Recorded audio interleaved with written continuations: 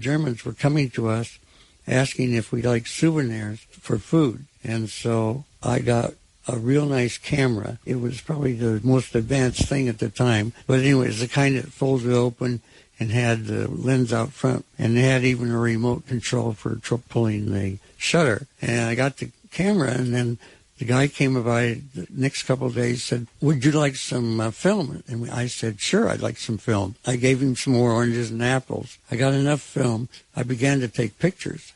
And then I said to someone in town, where do you take pictures to get them developed?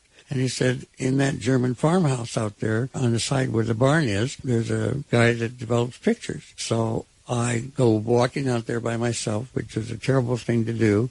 We were always told to go 2x2 and carry a weapon. So I got out there and I went in, and there was a big German, a burly guy that looked like a butcher, but he was working on a table in kind of the back of that barn space, and he had a counter up here. So anyway, I finally said, will you develop my pictures? And he said yes, and I was able to understand he meant to come back tomorrow, and I'll have the pictures for you. So I went back tomorrow by myself again, and he was at the other side washing something. Beside this counter was a huge drum. I think it was probably 4 feet off the ground, but it was moving slowly, and it was heated. And on it was covered with a whole bunch of pictures. And so I moved over, and I looked at it. I thought, my God, that looks like Hitler. And as a matter of fact, it was Hitler and the woman he married and the two people they had as witnesses when they were in the bunker and got married. Of course, I had no idea that where Hitler actually died. I thought, well, he must be in this area for developing pictures for him. So the guy saw me looking at the pictures, and he started running for the other door that went into the house. I took my rifle. I want my pictures.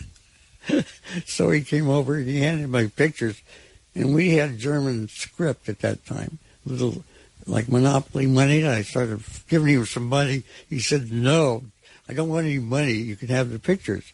And I thought, if I leave this building, it's a good chance I will be shot for what I've seen.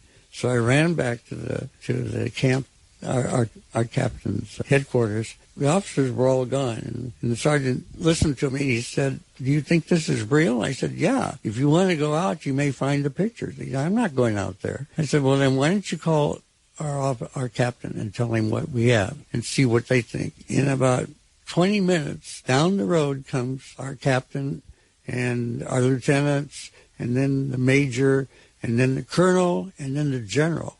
I tell them what I've seen, and they say, take us out there. And I thought, oh, I'll be in the front. They'll kill me for sure.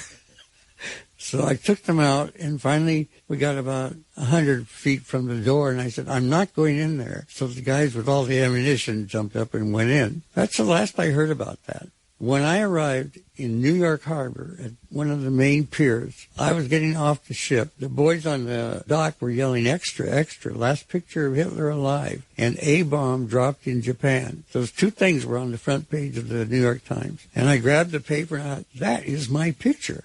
That's the picture I should have grabbed. Anyway, that's how things sometimes happen. You find it's a small world after all.